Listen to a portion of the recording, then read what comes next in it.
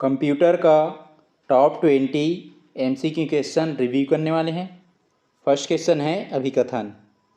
MS Excel में बड़े data set पर काम करते समय वी लुकअप वैल्यू लुकअप की तुलना में इंडेक्स और मैच के संयोजन को अधिक कुशल और लचीला माना जाता है। ये जो अभिकथन सत्य है कि जो MS एक्सेल में क्या होता है, यदि हम जो बड़े डेटा सेट पर काम कर रहे हैं तो उस काम करते समय जो वी लुकअप है या वैल्यू लुकअप है उसकी तुलना में, इसकी कंपेयर में जो इंडेक्स हो गया या मैच के जो संयोजन को अधिक कुशल और लचीला माना जाता है। क्यों माना जाता है? तो कारण दिया गया है कि जो वी लुकअप है या वैल्यू लुकअप है केवल ये बाईं से दाईं ओर खोजी जाने वाली मान या लुकअप वैल्यू को ढूंढ सकता है। मतलब ये जो वैल्यू लुकअप है या वी लुकअप है ये केवल जो है एक ही साइड को फोकस करता है, जैसे बाईं से दाईं ओर। लेकिन जबकि ये इंडेक्स और मैच क्या करता है, ये दाईं से बाईं ओर भी खोजा जा सकता है। मतलब दोनों साइड से ये खोज सकता है इंडेक्स और मैच। इसलिए जो है ये इंडेक्स और मैच को ये वी लुकअप के कंपेयर में इसको अच्छे से कुशल और लचीला माना जाता है और कॉलम जोड़ने या हटाने पर प्रभावित नहीं होता। तो ये जो कारण है, और ये कारण किसके एक्सप्लेनेशंस कर रहा है, वी लुकअप का और इंडेक्स और मैच का। इसका जो कारण और कथन दोनों सही हैं और एक कारण जो कथन की व्याख्या भी कर रहा है। तो इसका आंसर हो जाएगा ऑप्शन ए, जिसमें एसर्शंस और रीजन दोनों सही हैं, अभिकथन और कारण दोनों सही हैं और एक कारण जो है अभिकथन की सही व्याख्या करता है। तो इसका आंसर हो जाएगा ऑप्शन ए।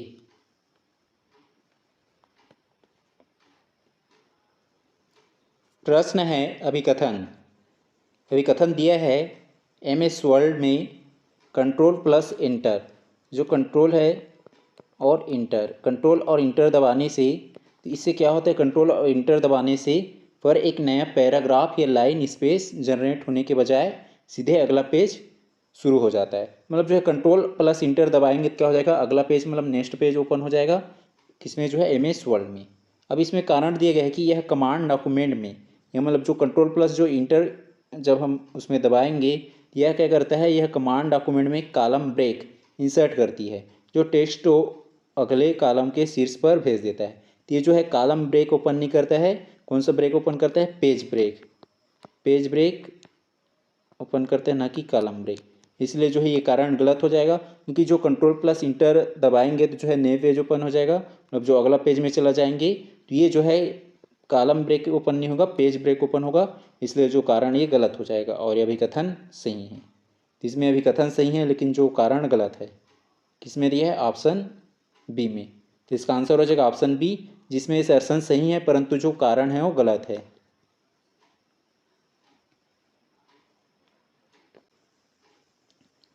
क्वेश्चन है कार्यालयीन कार्यों में प्रयुक्त MS एक्सेल के निम्नलिखित कार्यों को उनके सही विवरण सुमेलित कीजिए। इसमें MS एक्सेल का जो ये दिया गया है और इसका जो विवरण दिया गया है, तो सम्मिलित करने के लिए उसका कौन कौन सा जो फंक्शन से कार्य रहता है उसको किसमें, MS एक्सेल में। फिर यह है इसमें कॉन्केटेनेट, तो इसकी जो है वर्क या इसकी फंक्शंस क्या रहता है, तो ये विवरण इसमें दिया गया है। कॉन्केटेनेट का जो फंक्शन या ये रहता है, ये क्या करता है, एक से अधिक टेक्स्ट, मतलब जो एक से अधिक टेक्स्ट रहेगा स्ट्रिंग्स को आपस में जोड़कर एक करता है। तो अलग अलग जो टेक्स्ट स्ट्रिंग रहेगा उसको एक में जोड़कर एक करने का काम कौन करेगा, ये जो कॉन्केटेनेट है ये। तो पी का हो जाएगा 3। पी का 3 जिस ऑप्शन में नहीं है उसको हटा देंगे, ऑप्शन बी में नहीं है और डी में नहीं है। ऑप्शन बी और डी को हटा दिए। उसके बाद जो है क्यू दिया है काउंट ईफ, काउंट से ही पता चल रहा है, काउंट मीन्स गणना करना या गिनती करना, गणना या गिनती करना। तो इसमें किसी में दिया है कि गणना या गिनती करना, ये 1 में ही दिया है। किसी विशिष्ट मानदंड के आधार पर सेल की संख्या को गिनना, काउंट करना या गिनना, ये क्यू का हो जाएगा 1। क्यू का 1 जो है ये ऑप्शन सी में नहीं है, क्यू का 1, तो ऑप्शन सी हट जाएगा। उसके बाद जो है ये आर दिया है इफ ईरर से ही पता चल रहा है कि ईरर मीन्स क्या होता है, त्रुटि होना होता है। इसमें कहीं पे त्रुटि टाइप का दिया है कि ये सेकेंड में दिया है। फार्मूला में त्रुटि आने पर एक कस्टम मान या संदेश प्रदर्शित करना, तो ये जो है ईफ ईरर के माध्यम से होगा। तो ये आर का हो जाएगा 2, आर का 2 दिया इसमें। उसके बाद एस दिया है वी लुकअप वैल्यू से, यहाँ पे वी से पता चल रहा है मान, ये मान यहाँ पे दिया है। फोर्थ में किसी तालिका के पहले कॉलम में मान खोजना और उसी पंक्ति के दूसरे कॉलम से मान निकालना। तो मान को जो है फर्स्ट कॉलम से क्या करेंगे, खोजेंगे और उसी पंक्ति के दूसरे कॉलम उसमें उस मान को निकाल लेंगे। तो किसके माध्यम से होता है, वी लुकअप या वैल्यू लुकअप के माध्यम से। तो एस का हो जाएगा 4, एस का 4 दिया इसमें, तो इसका आंसर हो जाएगा ऑप्शन ए। पी का हो जाएगा 3 और उसके बाद क्यू का 1, आर का 2 और एस का 4। तो इसका आंसर हो जाएगा ऑप्शन ए। प्रश्न है एम एस वर्ल्ड के, यहाँ पे एक इसका बोला गया है एम एस वर्ल्ड के बारे में, एम एस वर्ड के बारे में बताना। एम एस वर्ड के शॉर्टकट की और उनके कार्यों को सुमेलित कीजिए। तो जो एम एस वर्ड में शॉर्टकट की और उनके जो फंक्शंस क्या है, कार्य क्या है, उसको सुमेलित करना है। तो यहाँ पे पी में दिया है कंट्रोल प्लस शिफ्ट प्लस सी। कंट्रोल के शिफ्ट के साथ जो है सी दबाएंगे तो उससे क्या होगा, केवल जो फॉर्मेटिंग है को कॉपी करना। तो जो केवल फॉर्मेटिंग रहेगा उसी बस को कॉपी किसके माध्यम से होगा, ये कंट्रोल शिफ्ट और सी के साथ। तो जो है कंट्रोल के साथ शिफ्ट और उसके साथ सी को दबाएंगे तो उससे क्या होगा, केवल जो फॉर्मेटिंग है वही बस कॉपी होगा। ये पी का हो जाएगा 3, पी का 3 जिसमें नहीं है उसको हटा देंगे। ऑप्शन ए में नहीं है और ऑप्शन डी में नहीं है, तो ए और डी हट जाएगा। इसके बाद जो है ये क्यों दिया है, कंट्रोल के साथ शिफ्ट और शिफ्ट के साथ जी। तो जो है कंट्रोल शिफ्ट और उसके साथ जी को क्लिक करेंगे या दबाएंगे तो उससे जो है क्या ओपन होगा, तो उससे जो है वर्ड काउंट डायलॉग बॉक्स खुलना। तो जो वर्ड काउंट का जो डायलॉग बॉक्स है वो खुल जाएगा किसके माध्यम से, कंट्रोल के साथ शिफ्ट और उसके साथ जी को दबाने से। क्यू का हो जाएगा 4, क्यू का 4 ये बी सी दोनों में दिया है। उसके बाद जो आर दिया है कंट्रोल प्लस के, तो कंट्रोल प्लस के में क्या ओपन होगा, हाइपर लिंक, ये जो हो जाएगा हाइपर लिंक इंसर्ट होना। तो उससे जो क्या हो जाएगा, कंट्रोल के साथ के को दबाएंगे तो हाइपर लिंक इंसर्ट हो जाएगा। ये आर का हो जाएगा 1, आर का 1 ये बी में नहीं है तो ऑप्शन बी हट जाएगा। उसके बाद एस, अल्ट के साथ शिफ्ट और शिफ्ट के साथ डी को दबाएंगे तो उससे क्या होगा, वर्तमान दिनांक ऑटोमेटिक इंसर्ट करना। तो जो वर्तमान दिनांक या जो डेट रहेगा, करेंट डेट, वो इंसर्ट हो जाएगा किसके माध्यम से, जब अल्ट के साथ शिफ्ट और उसके साथ डी को क्लिक करेंगे। तो ये एस का हो जाएगा 2, एस का 2 दिया इसमें, तो इसका आंसर हो जाएगा ऑप्शन सी, जिसमें पी का हो जाएगा 3 और क्यू का 4, एस का 1, सॉरी जो आर का 1 और एस का 2। तो इसका आंसर हो जाएगा ऑप्शन सी। क्वेश्चन है एम एस पावर पॉइंट। अब यहाँ पे पावर पॉइंट के बारे में बताना है। एम एस पावर पॉइंट के व्यूज़ और उनके मुख्य कार्यालयीन उपयोग को सुमेलित कीजिए। तो जो एम एस पावर पॉइंट में जो व्यूज़ रहता है उस व्यूज़ के बारे में बताना है यहाँ पे। तो पी दिया है यहाँ पे आउटलाइन व्यू। आउटलाइन व्यू इसका जो फंक्शंस या इसका कार्य क्या रहता है, तो आउटलाइन व्यू में क्या शो होगा, तो इसमें शो होगा केवल स्लाइड का टेस्ट। तो स्लाइड टेस्ट में क्या रहेगा, टाइटल और मुख्य टेस्ट देखना और उसको संपादित करना। तो ये जो है किसके माध्यम से होगा, आउटलाइन व्यू के माध्यम से जो है केवल ये क्या करेगा, स्लाइड टेस्ट को देखेगा, मतलब व्यू करेगा और उसको संपादित करेगा। तो ये पी का हो जाएगा 3, पी का 3 जो ऑप्शन बी और डी में नहीं है, बी डी हटा दिए, पी का हुआ यहाँ पे 3। उसके बाद जो है ये क्यों दिया है, स्लाइड सॉर्टर व्यू। जो स्लाइड सॉर्टर व्यू इसका जो फंक्शंस क्या रहता है, तो ये क्या करेगा, सभी स्लाइड्स को, मतलब जो सभी स्लाइड्स है, जितना भी स्लाइड्स रहेगा तो उस स्लाइड को थंबनेल के रूप में देखेगा। किसके रूप में, थंबनेल के रूप में व्यू करेगा, ताकि उन्हें आसानी से पुनर्व्यवस्थित किया जा सके और उसको जो है आसानी से पुनर्व्यवस्थित मतलब अरेंज कर सके। तो ये जो किस में होगा, ये स्लाइड सॉर्टर व्यू में। ये क्यों का हो जाएगा सेकेंड, क्यों का सेकेंड। उसके बाद जो है ये आर दिया है notes page view. Notes page view इसके माध्यम से क्या व्यू करेंगे, तो ये जो है स्पीकर या वक्ता के लिए नोट्स के साथ स्लाइड का प्रिंट लेआउट देखना। तो जो है ये नोट्स व्यू पेज व्यू ये क्या करेगा, जो वक्ता है ये स्पीकर के लिए नोट्स के साथ ये स्लाइड का प्रिंट लेआउट भी शो करेगा। ये आर का हो जाएगा 4, आर का 4। उसके बाद एस दिया है रीडिंग व्यू। रीडिंग व्यू के माध्यम से क्या शो होगा, इसके माध्यम से होगा प्रस्तुति को, जो प्रेजेंटेशन है उसको बिना फुल स्क्रीन किए, बिना फुल स्क्रीन के विंडो में स्लाइड शो के रूप में देखना।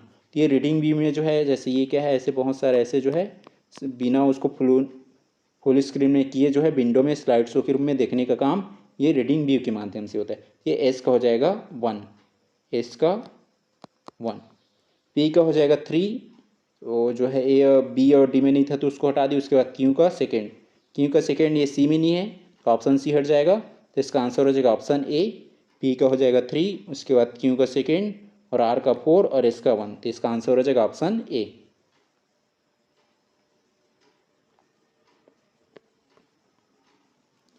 क्वेश्चन है MS एक्सेल के सुरक्षा और संपादन, सिक्योरिटी और एडिटिंग फीचर्स को सम्मिलित कीजिए।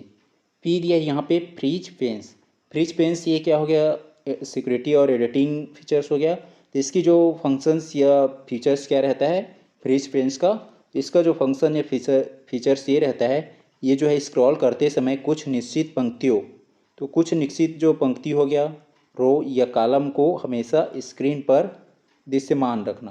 तो ये जो है फ्रीज पेंस के माध्यम से यदि फ्रीज पेंस को क्लिक करते हैं, इसमें जो स्क्रॉल करते समय हमेशा जो है निश्चित जो पंक्ति हो गया, जो फिक्स जो पंक्ति रो या कॉलम है उसको हमेशा स्क्रीन पर शो करने का काम करेगा। किसके माध्यम से? ये फ्रीज पेंस के माध्यम से। ये पी का हो जाएगा 2, पी का 2। उसके बाद जो क्यों दिया है डेटा वैलिडेशन, इसकी जो फंक्शंस क्या रहेगा, इसकी फंक्शन ये रहेगा इनपुट किए जाने वाले डेटा के प्रकार या मान को सीमित या प्रतिबंधित करना। तो ये वैलिडेशंस करने का काम कौन करेगा? ये डेटा वैलिडेशंस के माध्यम से। तो ये क्यों का हो जाएगा 1, की का 1 हो जाएगा। उसके बाद जो आर दिया है ट्रैक चेंजेस, तो ट्रैक चेंजेस के माध्यम से क्या होगा? ट्रैक चेंज होगा। तो किसी दस्तावेज या सीट में किए गए संशोधनों का इतिहास रिकॉर्ड करना। तो जो इतिहास है हिस्ट्री उसको रिकॉर्ड करने का काम किसके माध्यम से होगा? ट्रैक चेंजेस के माध्यम से। आर का हो जाएगा ये 3, आर का 3। उसके बाद जो है ये एस दिया है कंडीशनल फॉर्मेटिंग, तो इसके माध्यम से क्या होगा? निश्चित शर्तों के आधार पर सेलों के रंग या फॉर्मेट को स्वचालित रूप से बदलना। स्वचालित मतलब ऑटोमेटिक रूप से चेंजेस करना। तो किसके माध्यम से होगा? ये कंडीशनल फॉर्मेटिंग के माध्यम से। ये एस का हो जाएगा 4, एस का 4। ये जो है पी का 2 ये जो है ऑप्शन ए में नहीं है और डी में नहीं है। उसके बाद जो है ये क्यू का 1 ये सी में नहीं है, तो सी भी हट जाएगा। और आर का 3 और एस का 4, तो इसका आंसर हो जाएगा ऑप्शन बी।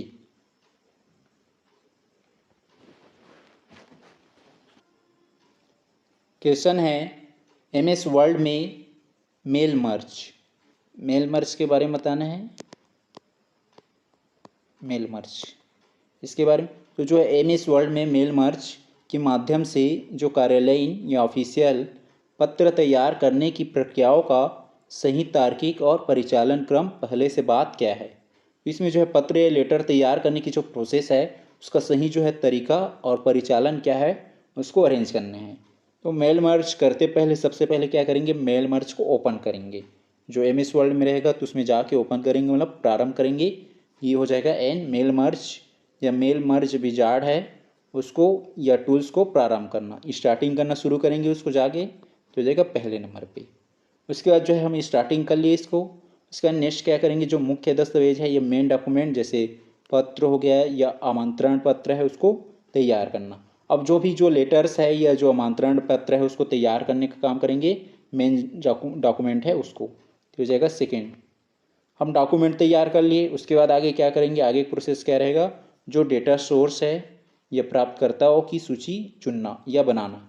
तो जो डेटा सोर्स है या जो रिसीवर है उसकी सूची बनाएंगे, तो ये हो जाएगा तीसरे नंबर पे। जिसको हम जो है डेटा सोर्स जो है या जो रिसीवर्स है उसके लिए सूची चुन लिए, लिस्ट बना ली, तो हो जाएगा तीसरे नंबर पे। लिस्ट बनाने के बाद क्या करेंगे? जो मर्ज फील्ड्स है वो मुख्य दस्तावेज में उचित स्थान पर सम्मिलित करना। तो जो मर्ज का जो फील्ड्स रहेगा उस फील्ड में क्या करेंगे? मुख्य जो डॉक्यूमेंट है, जैसे यहाँ पे ये डॉक्यूमेंट था, ये पत्र या आमंत्रण, उसको उचित स्थान पर सम्मिलित कर देंगे, तो हो जाएगा चौथे नंबर पे। फिर अंत में क्या करेंगे? मर्ज प्रक्रिया को, जो मर्ज की जो प्रोसेस है उसको पूरा करके पत्रों को, जो पत्र है लेटर है उसको व्यक्तिगत रूप से या पर्सनल देखना या उसको प्रिंट करना या सहेजना, तो उसको फिर अंत में क्या कर लेंगे? कलेक्ट कर लेंगे, तो हो जाएगा पाँचवें नंबर पे। पहले नंबर पे क्या आ गया? ये एन। फिर सेकेंड दूसरे नंबर पे क्या आ गया? के। तीसरे नंबर पे एल। चौथे नंबर पे एम और पाँचवें नंबर पे ओ। शुरू में जिसमें एन नहीं है उसको हटा देंगे, ऑप्शन बी में नहीं है और डी में नहीं है। एन के बाद के, सी में नहीं है, सी भी हट जाएगा, तो इसका आंसर हो जाएगा ऑप्शन ए। शुरू में हो गया एन, एन के बाद के हो गया, उसके बाद एल, एल के बाद एम, एम के बाद ओ, जो ऑप्शन ए में है, तो इसका आंसर हो जाएगा ऑप्शन ए। क्वेश्चन है MS पावर पॉइंट में एक पूर्ण व्यावसायिक स्लाइड प्रस्तुति तैयार करने, जो है हमें एक पूर्ण जो है क्या करना है, व्यावसायिक या कमर्शियल स्लाइड प्रेजेंटेशन तैयार करने और उसे प्रदर्शित करने का सही चरणबद्ध क्रम बढ़ते क्रम में क्या है। तो जो है बढ़ते क्रम में बताना है कि शुरू से अंत में जो है इसमें एक जो MS पावर पॉइंट में एक स्लाइड शो प्रेजेंटेशंस करना है उसके बारे में। इसमें सबसे पहले क्या करेंगे, जो स्लाइड शो बनाते समय या प्रेजेंटेशंस करते समय एक नया ब्लैंक प्रेजेंटेशंस खोलना। तो एक जो नया या न्यू जो है ब्लैंक मतलब खाली प्रेजेंटेशंस क्या कर लेंगे, ओपन या खोल लेंगे। तो पहले नंबर पे हो जाएगा, हम जो है यहाँ पे प्रेजेंटेशंस ओपन कर लिए। उसके बाद आगे का क्या करेंगे, जो स्लाइड्स में टेक्स्ट, इमेज या चार्ट जैसी सामग्री जोड़ना। अब जो ये वाला तो आगे होगा। इसके बाद जो है ये हम प्रेजेंटेशन ओपन कर लिए। इसके बाद जो प्रेजेंटेशंस के लिए उपयुक्त थीम या मास्टर स्लाइड डिजाइन का चयन करना। अब जो हम प्रेजेंटेशंस करें तो उसकी थीम क्या है, तो उसके लिए उपयुक्त थीम या जो मास्टर स्लाइड है उस डिजाइन का चयन करना। ये डिजाइन का चयन करेंगे सेकेंड में।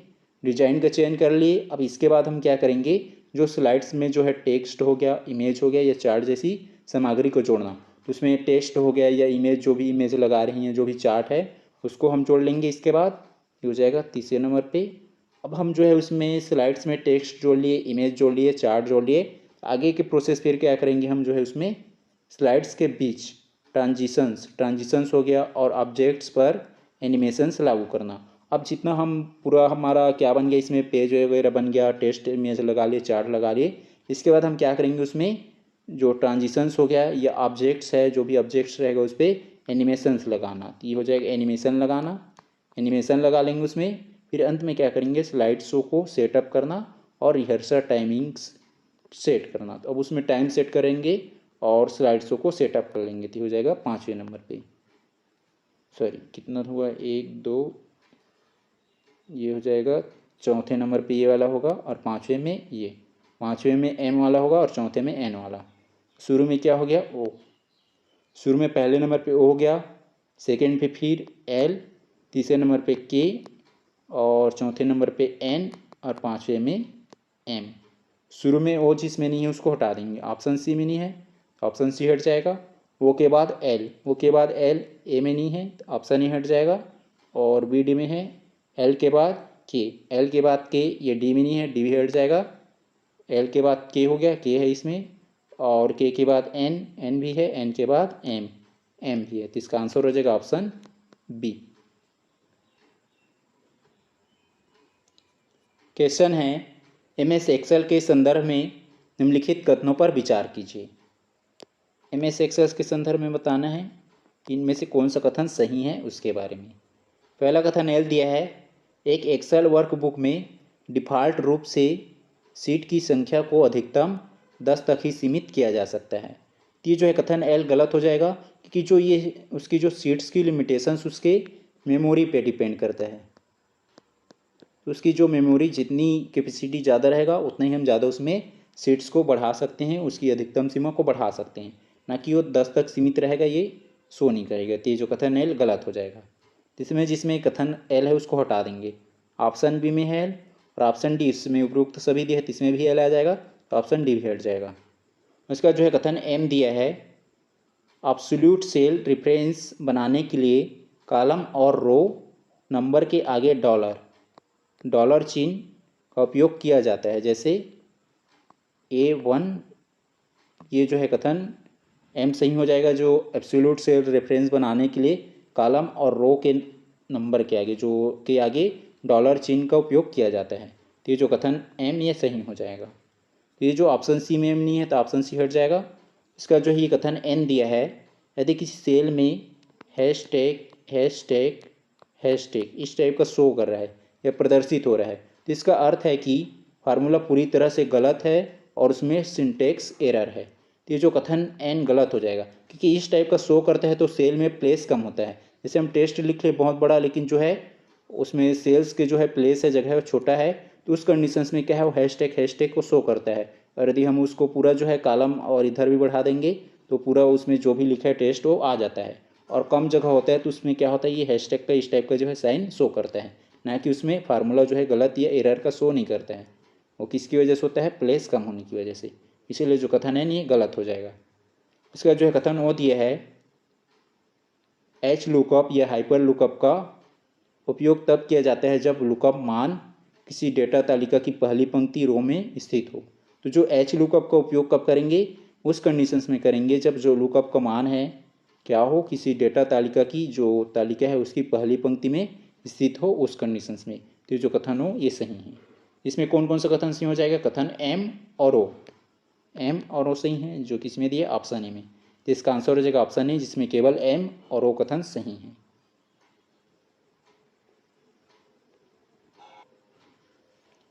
क्वेश्चन है, एमएस वर्ड में पेज लेआउट और फॉर्मेटिंग के संबंध में निम्नलिखित कथनों को पढ़े या निम्नलिखित कथनों को विचार करें या सही कथन की चुनाव करें। पहला कथन दिया, एल गटर मार्जिन वह मार्जिन है जो प्रिंटिंग के समय दस्तावेज के बाइंडिंग वाले हिस्से में जोड़ा जाता है। तो ये जो कथन एल सही है कि जो गटर मार्जिन क्या है, यह वह मार्जिन है जो प्रिंटिंग के समय जब हम प्रिंट करते हैं तो उस समय जो डॉक्यूमेंट है तो डॉक्यूमेंट की जो बाइंडिंग वाले जो हिस्से में जोड़ा जाता है, किसको, गटर मार्जिन को। तो जो कथन एल सही हो जाएगा। तो जिसमें एल नहीं उसको हटा देंगे, ऑप्शन बी में नहीं है तो ऑप्शन बी को हटा देंगे। उसके बाद जो है कथन एम दिया है, वर्ड में डिफ़ॉल्ट पेज ओरिएंटेशंस, वर्ड में जो एम एस वर्ड है उसमें, तो इसमें जो है डिफ़ॉल्ट पेज वेरिएंटेशंस लैंडस्केप में होता है।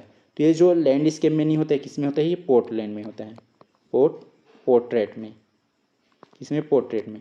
जो पोर्ट्रेट जो होता है ऐसे किस में रहेगा, ये वर्टिकल फॉर्म में, और जो लैंडस्केप किस में रहेगा, ये ऐसे हॉरिजॉन्टल फॉर्म में। ये जो है वह एम एस वर्ड डिफ़ॉल्ट में पेज ओरिएंटेशन जो है किस फॉर्म में रहता है, ये पोर्ट्रेट फॉर्म में रहता है, मतलब जो है ऐसे वर्टिकल फॉर्मेट में, ना कि लैंडस्केप में। इसलिए जो कथन एम ये गलत हो जाएगा। तो जिसमें एम है उसको हटा देंगे, ऑप्शन ए में है एम तो ऑप्शन ए हट जाएगा। उसके बाद जो है कथन एन दिया है, फॉर्मेट पेंटर का उपयोग करके एक टेक्स्ट की फॉर्मेटिंग को दूसरे कई स्थानों पर लागू करने के लिए फॉर्मेट पेंटर आइकन का या आइकन पर डबल क्लिक करना चाहिए। तो जो है फॉर्मेट पेंटर का हम उपयोग कर रहे हैं तो उस कंडीशंस में एक टेक्स्ट की जो फॉर्मेटिंग को दूसरे कई स्थानों पर, अलग अलग स्थानों पर भी हम लागू करेंगे, तो उस कंडीशंस में क्या करेंगे, जो फॉर्मेट पेंटर है उस पर जो आइकन है, तो जो आइकन है उसको क्या करेंगे, डबल क्लिक करेंगे। तो जो कथन एन ये सही है। उसके बाद जो है कथन ओ दिया है, एक ही डॉक्यूमेंट के अलग अलग पेजों पर अलग अलग ओरिएंटेशंस, जैसे हो गया कुछ पोर्ट्रेट हो गया, कुछ लैंडस्केप, सेट करने के लिए सेक्शन ब्रेक का उपयोग अनिवार्य है। तो जो कथन ओ ये भी सही है। इसमें कौन कौन से कथन सही हो रहा है, कथन एल, कथन एन और कथन ओ, एल एन ओ, जो किसमें दिया है, ऑप्शन सी में। तो इसका आंसर हो जाएगा ऑप्शन सी, जिसमें केवल एल एन और कथन ओ सही है।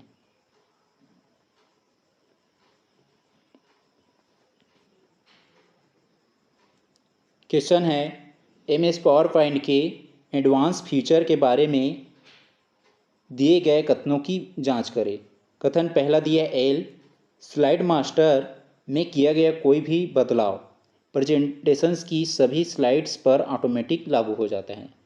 तो ये जो है कथन एल सही है कि जो स्लाइड मास्टर है उसमें कुछ भी हम बदलाव करेंगे तो उससे क्या होगा, प्रेजेंटेशंस की जो सभी स्लाइड है, जितने भी स्लाइड्स रहेगा उसमें ऑटोमेटिक चेंज हो जाएगा। तो ये जो कथन एल सही है। तो जो ऑप्शन सी में एल नहीं है तो ऑप्शन सी को हटा देंगे। उसके बाद जो है कथन एम दिया है, पावर पॉइंट में किसी वीडियो फाइल को स्लाइड के बैकग्राउंड में लूप में चलाने का कोई विकल्प नहीं होता। तो ये जो कथन एम ये गलत हो जाएगा, क्योंकि पावर पॉइंट में किसी वीडियो को या किसी भी वीडियो है उस वीडियो फाइल को स्लाइड शो के बैकग्राउंड में चलाने के लिए उसमें विकल्प होता है। तो ये जो कथन एम ये गलत हो जाएगा। तो ये एम गलत हो जाएगा, तो ये ऑप्शन डी में एम आएगा, तो ऑप्शन डी हट जाएगा। इसका जो है कथन एन दिया है, स्लाइड ट्रांजिशंस एक विजुअल इफेक्ट है जो तब होता है जब एक स्लाइड से दूसरी स्लाइड पर जाती हैं। ये जो है कथन एन ये सही है कि जो स्लाइड ट्रांजिशंस क्या होता है, ये एक विजुअल इफेक्ट है और ये तब जो है क्या होता है, चालू होता है जब एक स्लाइड से दूसरे स्लाइड में जाते हैं। ये जो कथन एन ये भी सही है। उसका जो है कथन ओ दिया है, हाइपरलिंक केवल एक प्रेजेंटेशन से बाहरी वेबसाइट पर ही ले जाया जा सकता है, उसी प्रेजेंटेशन की दूसरी साइड पर नहीं। तो जो कथन वो ये गलत हो जाएगा कि जो हाइपर लिंक को हम जो है ये उसी प्रेजेंटेशंस की जो है, जो एक ही प्रेजेंटेशन है उसी प्रेजेंटेशंस की जो दूसरी पेज है या दूसरी स्लाइड से उसमें ले जा सकते हैं। तो जो कथन हो ये भी गलत हो जाएगा। वो भी गलत है तो ऑप्शन भी हट जाएगा। तो इसका आंसर हो जाएगा ऑप्शन ए, जिसमें केवल एल और एन, एल और एन ये दोनों क्या है, सही है। तो इसका आंसर हो जाएगा ऑप्शन ए, जिसमें केवल एल और एन कथन सही है। क्वेश्चन है, कार्यालयों में एमएस ऑफिस के अनुप्रयोगों से जुड़े निम्नलिखित कथनों में से कौन सा कथन सही नहीं है। सही नहीं है मतलब यहाँ पे एक गलत कथन की चुनाव करना है। पहला कथन दिया है, एमएस वर्ड में किसी डॉक्यूमेंट को सीधे पीडीएफ फॉर्मेट में सेव करने का विकल्प सेव एज के अंतर्गत उपलब्ध नहीं होता। तो ये जो कथन पहला गलत हो जाएगा, क्योंकि जो है सेव एज के माध्यम से हम जो है पीडीएफ जनरेट कर सकते हैं। किसके, सेव एज के माध्यम से भी जो है, सेव एज के माध्यम से भी जो पीडीएफ है उसको जनरेट कर सकते हैं। तो पहला कथन ये गलत हो जाएगा। दूसरा कथन दिया, एमएस एक्सेल में किसी मैक्रो को रिकॉर्ड करने के लिए वीबीए कोडिंग का गहन ज्ञान होना अनिवार्य है। तो ये दूसरा कथन ये भी गलत हो जाएगा, क्योंकि जो है वहाँ पे गहन जो कोडिंग के बारे में गहन ज्ञान का अनिवार्य जरूरी नहीं है, क्योंकि यहाँ पे कोडिंग जो है शो करता है बैकग्राउंड में, इसलिए जो है ये दूसरा कथन ये भी गलत हो जाएगा। तीसरा कथन दिया, एमएस पावर पॉइंट प्रेजेंटेशन को सीधे एक वीडियो फाइल ये .mp4 के रूप में एक्सपोर्ट किया जा सकता है। ये तीसरा कथन सही है, हमें गलत कथन की चुनाव करना था, पहला और दूसरा कथन गलत है। तो इसका आंसर हो जाएगा ऑप्शन बी, जिसमें केवल पहला और दूसरा कथन गलत है।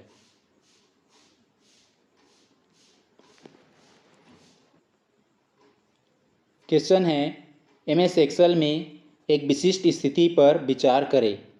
सेल A1 से A5 तक क्रमशः जो है इसमें 10, 20 और किसी में टेस्ट लिखा है, कुछ भी टेस्ट जैसे हो गया किसी का नाम और कुछ, और चौथे में ये क्या है 30 है, और पाँचवें में वो खाली ब्लैंक है। मतलब 5 सेल दिया गया है A1 से A5 तक।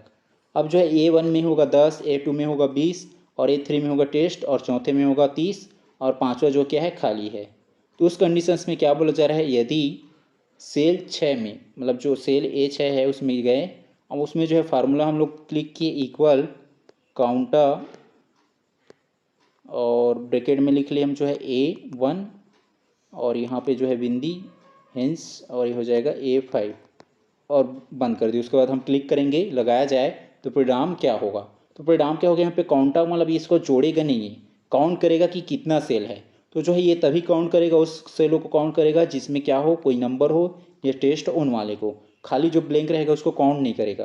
तो जो खाली ब्लैंक है ये 5 वाला तो उसको काउंट नहीं करेगा। तो कितना होगा ये 1, 2, 3, 4। तो इसका जो परिणाम हमें रिजल्ट क्या मिलेगा 400 होगा। तो इसका आंसर हो जाएगा ऑप्शन बी 4।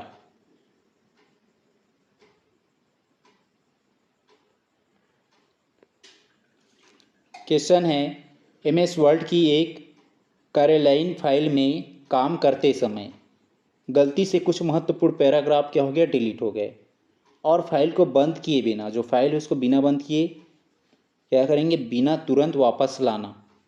ये क्या बोले सर, फाइल को बंद किए बिना, फाइल को बंद किए बिना तुरंत वापस लाना। अब जो यहाँ पे क्या हुआ, कुछ जो महत्वपूर्ण पैराग्राफ क्या हो गया, डिलीट हो गया। अब उस कंडीशंस में हम फाइल को बंद नहीं किए हैं और फाइल को बंद किए बिना तुरंत क्या करना है, उसको लाना है।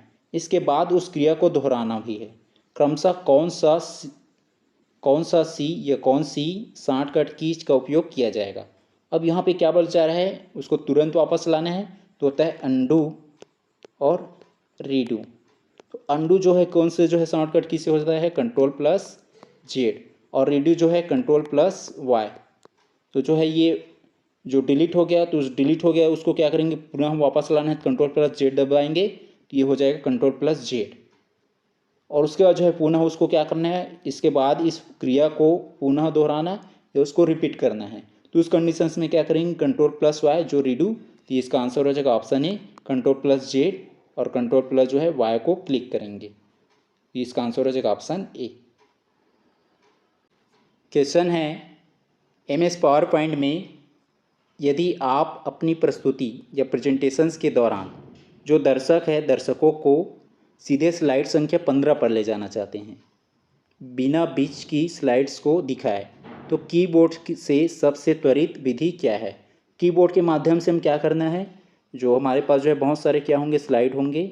अब उस स्लाइड में हमको क्या करना है, केवल जो है 15 पे पहुंचना है। 15 में कुछ और की चीज़ होगा उसको दिखाना है, शो करना है। तो उस कंडीशंस में हम इस 15वें पेज, एग्जाम्पल दिया है कुछ भी 15 पेज होगी या पेज नंबर 6 या 7 किसी भी पेज में जाएंगे या कोई भी पेज नंबर पे जाएंगे तो उस कंडीशंस में क्या करेंगे, तो उस कंडीशंस में करेंगे कीबोर्ड पर 15 टाइप करके एंटर क्लिक कर देंगे। 15 टाइप कर देंगे फिर इंटर क्लिक कर देंगे, जिससे वो जो है पेज नंबर 15 में पहुंच जाएंगे। किसमें? MS पावर पॉइंट में। तो इसका आंसर हो जाएगा ऑप्शन बी। कीबोर्ड पर क्या करेंगे, 15 टाइप कर देंगे और उसके बाद इंटर क्लिक कर देंगे। तो इसका आंसर हो जाएगा ऑप्शन बी। क्वेश्चन है MS एक्सेल का कौन सा टूल आपको यह जानने की अनुमति देता है कि यदि आप किसी विशिष्ट आउटपुट, कुछ भी विशिष्ट आउटपुट है, ये जो लक्ष्य है, गोल है, उसको प्राप्त करना चाहते हैं तो इनपुट वेरिएबल का मान क्या होना चाहिए। तो इनपुट वेरिएबल का मान क्या होना चाहिए, गोल सीक। तो इसका आंसर हो जाएगा ऑप्शन सी, जो गोल सीक है उसके माध्यम से क्या होगा, जो गोल है या विशिष्ट जो आउटपुट है उसको प्राप्त कर सकते हैं। तो इसका आंसर हो जाएगा ऑप्शन सी। क्वेश्चन है MS वर्ड में सुपर स्क्रिप्ट जैसे हो गया X2 और सब स्क्रिप्ट जैसे हो गया H और छोटा यहाँ पे 2O H2O बनाने के लिए क्रमशः कौन से शॉर्टकट जो की है या संयोजनों का उपयोग किया जाता है। तो जो है सुपर स्क्रिप्ट क्या होता है, जैसे कुछ हम यहीं पे लिख लिए X और उसका पावर हमें चाहिए तो क्या हो जाएगा X2, तो क्या हो जाएगा सुपर स्क्रिप्ट। और जो सब स्क्रिप्ट क्या होता है, जैसे यहाँ पे H लिख ले, जैसे 2 लिखे नीचे में H2O या ये जो है CO2, इस कंडीशंस में जो है ये क्या हो जाएगा सब स्क्रिप्ट और ये होगा सुपर स्क्रिप्ट। तो इस कंडीशंस में जो है क्रमशः जो है कौन सा जो है शॉर्टकट की हम लोग क्लिक करेंगे, तो इसमें जो है शॉर्टकट की क्लिक करेंगे ये कंट्रोल के साथ शिफ्ट और उसके साथ जो है ये इक्वल। तो जो है कंट्रोल शिफ्ट के साथ इक्वल, तो इससे क्या होगा सुपर स्क्रिप्ट प्राप्त होगा, मतलब ऐसे पावर लग जाएगा। और जब हम जो है सब स्क्रिप्ट ये वाला जो है ये अचीव करेंगे, ये छोटा 2 दिख रहा है वाला, तो उस कंडीशंस में क्या करेंगे कंट्रोल के साथ इक्वल को क्लिक करेंगे। कंट्रोल के साथ शिफ्ट और शिफ्ट के साथ इक्वल, तो उस कंडीशंस में हमें सुपर स्क्रिप्ट और कंट्रोल के साथ इक्वल क्लिक करेंगे तो उससे हमें क्या मिलेगा सब स्क्रिप्ट। इसका आंसर हो जाएगा ऑप्शन ए, जिसमें कंट्रोल के साथ शिफ्ट और शिफ्ट के साथ है इक्वल को क्लिक करेंगे तो उससे जो है सुपर स्क्रिप्ट और कंट्रोल के साथ इक्वल में सब स्क्रिप्ट प्राप्त होगा। तो इसका आंसर हो जाएगा ऑप्शन ए।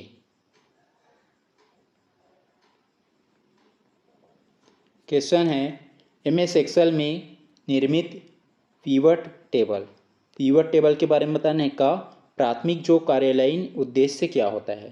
तो जो पिवट टेबल है उसका पर्पज क्या है उसके बारे में बताना है किसमें MS एक्सेल में। तो जो ये पिवट टेबल रहता है इसका जो ये रहता है तो ये क्या प्रदान करता है, इसका आंसर हो जाएगा ऑप्शन बी, जटिल और बड़े जो डेटा सेट है, जो जटिल या जो बड़े से जो डेटा सेट रहेगा उसको संक्षेप या समराइज में विश्लेषण और रिपोर्ट के रूप में प्रस्तुत करना। तो जो है ये पिवट टेबल किस फॉर्म में प्रेजेंट करेगा, जो जटिल या जो बड़े टेस्ट है डेटा सेट है, बड़ा सा जो डेटा सेट है उसको संक्षेप मतलब छोटे रूप में या विश्लेषण के रूप में और रिपोर्ट के रूप में ये प्रस्तुत करता है। तो इसका आंसर हो जाएगा ऑप्शन बी।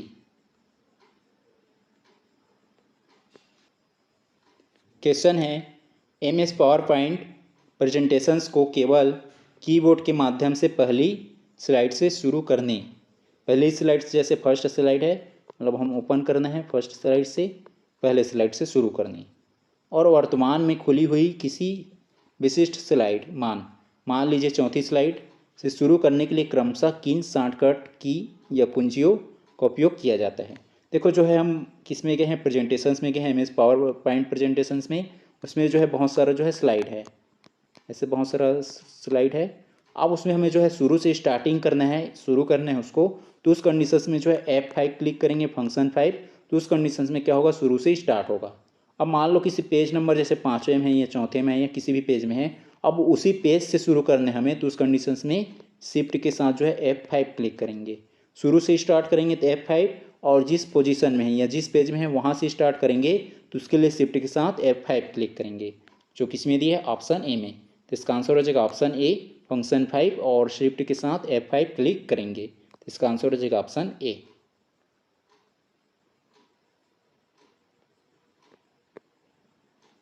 क्वेश्चन है MS वर्ड में जब आप किसी टेस्ट पर जस्टिफाई अलाइनमेंट लागू करते हैं तो वर्ड प्रोसेसिंग सॉफ्टवेयर टेस्ट को किस प्रकार व्यवस्थित करता है।